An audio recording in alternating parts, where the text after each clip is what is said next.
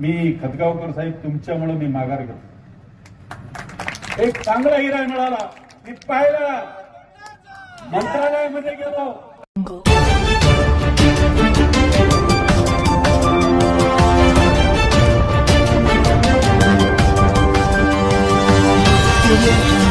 मतदारसंघांचे उमेदवार मी तर असं म्हणेन भावी आमदार बालाजीरावजी खतगावकर ज्यांचं या ठिकाणी मार्गदर्शन ऐकला.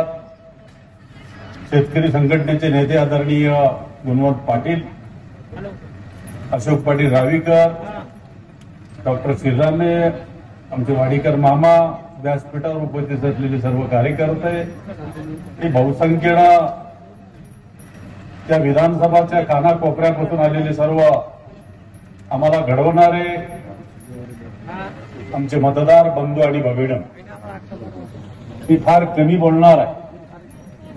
डॉक्टर साहेब तुम्ही सांगितलं की आता 10 मिनिटं सर्वांना बोलण्यासाठी आहे आणि आता सर्वांची क्षमता बसण्याची संपलेली आहे. फक्त अर्धा तास आपण बसावं. नाही तर काही काही वेळेस काय होते डॉक्टर साहेब, कार्यक्रम खूप लांबत जातो आणि बसणाऱ्याला कंटाळा येतो. विनोदाचा भाग सांगतो. मी असाच एका कार्यक्रमाला गेलो होतो. 2, 3, 4 तास कार्यक्रम सुरू झाला आणि मला भाषणाला उभा केला. मी भाषणाला उभा टाकल्यानंतर भाषण सुरू झालं. भाषण सुरू झाल्याबरोबर एक समोरचा उठला आणि खिशातून एक पिस्तूल काढलं. त्याला भूक असह्य झाली होती आणि माझ्या दिशेनं रोखवलं. काय बाबा माझ्या बोलण्यामध्ये चूक झाली काय, एखादा शब्द वेगळा गेला का? ते सांगितलं तुमचा शब्द वगैरे काही नाही, पण तुमच्यासारख्या लांब भाषण करणाऱ्याला कोण बोलवले त्याला मला पाहायचं. तशी काही परिस्थिती निर्माण.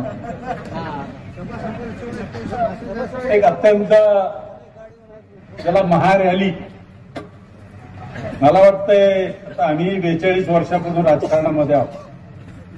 आता आमचे सावरमाळचे ज्ञानोबा माऊली तानाजीराव सांगत होते की आमच्या आयुष्यामध्ये अशी महारॅली आमच्या तालुक्यात पाहिली नाही. एक इतिहास घडवणारी रॅली या ठिकाणी सर्वांना पाहायला. बघा परिवर्तन कसं असतंय.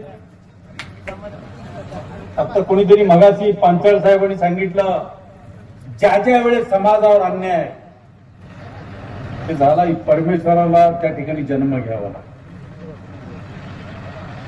अन्याय जास्त ते वरचा फार जबरदस्त आहे. आम्ही कितीही जरी लोकांनी आम्हाला लोकशाहीमध्ये निवडून दिलं आणि आमच्यामध्ये जर हमपणा आला, मगरुरी जर आली, तर लोकशाहीमध्ये त्याची मगरुरी 5 मिनिटांमध्ये मतदार उतरवतात. आम्ही नाही, आम्ही करणारे कोणी नाही. कोणी म्हणत असेल कोणी आमदार खासदार मंत्री, त्या लोकशाहीमध्ये मतदारापेक्षा कोणी मोठं नाही.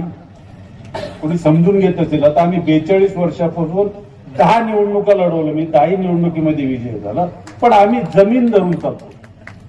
आम्हाला कल्पना आहे पूर्वी त्या देशाचा राजा ह्या राणीच्या पोटातून येत होता. आता लोकशाहीचा राजा आमच्या मतदाराच्या मतपेटीतून राजा निर्माण होतो. काय चाललंय, काय हमपणा. अहो आम्ही पाहतोय मतदार हे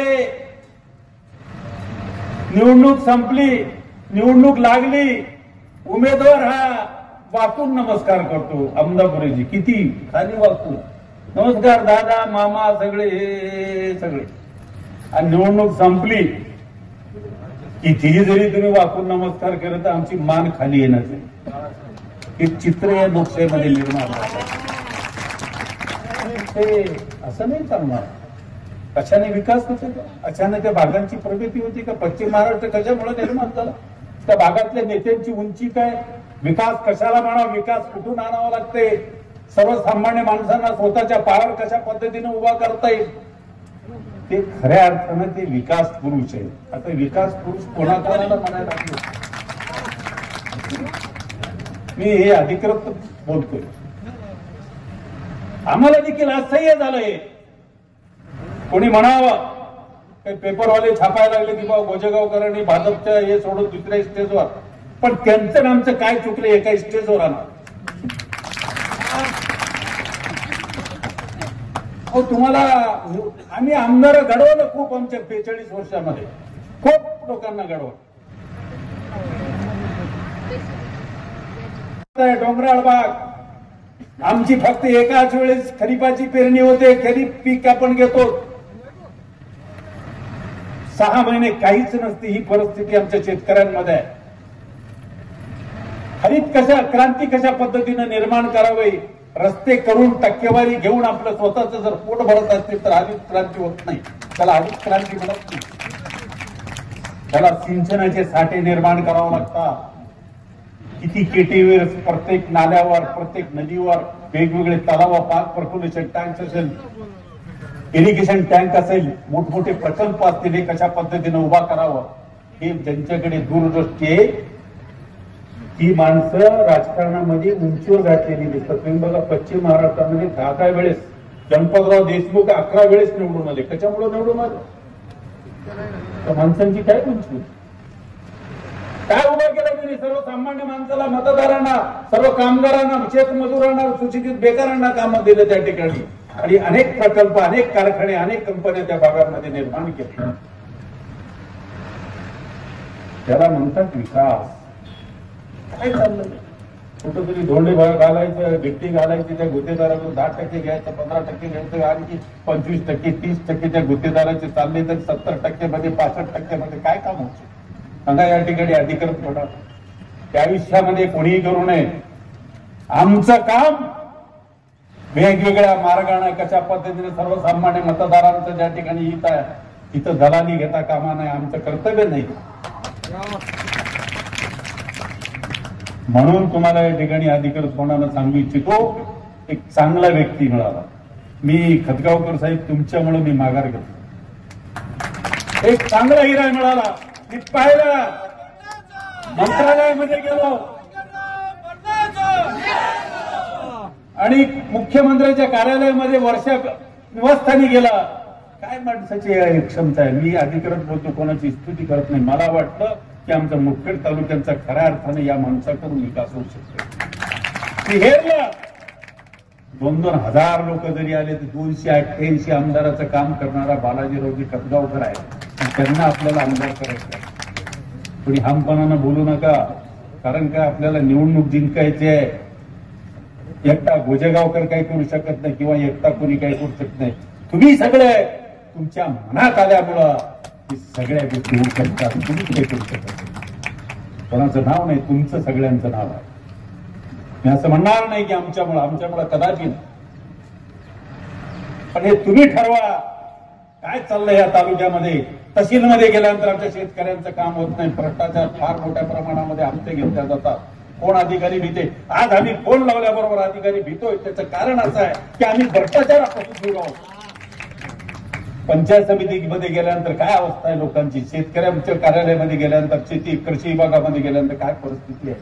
अहो डोळ्यानं पाहतच नाही एवढी परिस्थिती आहे. मी तहसीलदारला बोललो, व्हिडिओला बोललो, अरे काय चाललंय.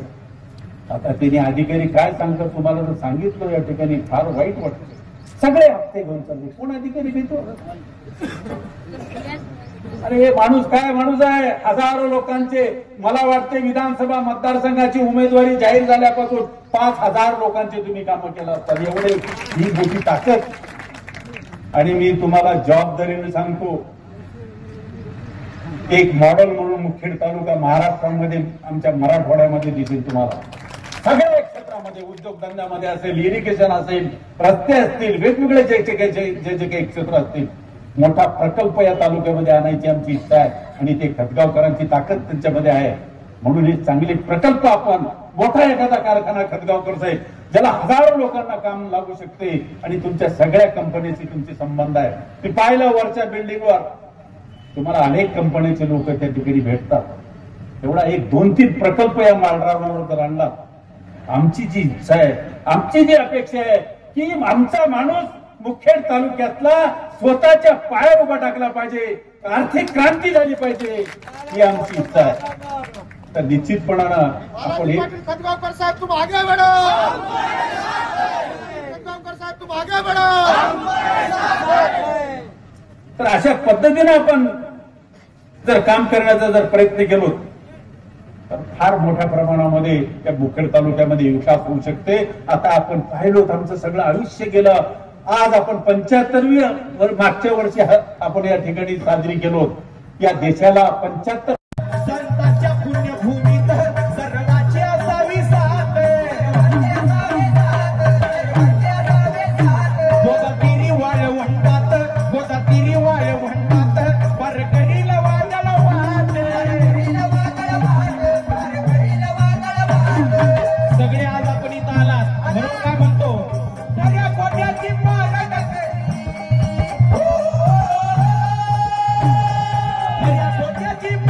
करतील मुखेड कंधार करत, तुम्ही मुखेड कंधार करत। जंगलाच्या 1 नंबरच्या लाकडाला साग म्हणतात, अरे ज्याच्या विषयाला तोडगा नाही त्याला कोबरा नाग असे म्हणतात, आणि ज्यानं लावली त्या मोगलाची वाट त्याला जिजाऊचा वाघ म्हणतात, जिजाऊचा वाघ म्हणतात। त्याच्यासाठी म्हणायचंय, इतिहास किती लपला तरी लपत नसतो, फुगलेला फुगा पाण्यामध्ये फुटत नसतो, अरे किती जरी रत्न झाले तरी माझ्या बालाजी पाटील साहेबांसारखं रत्न घडत नसतो। म्हणून संतांच्या पुण्यभूमीत सर्वांची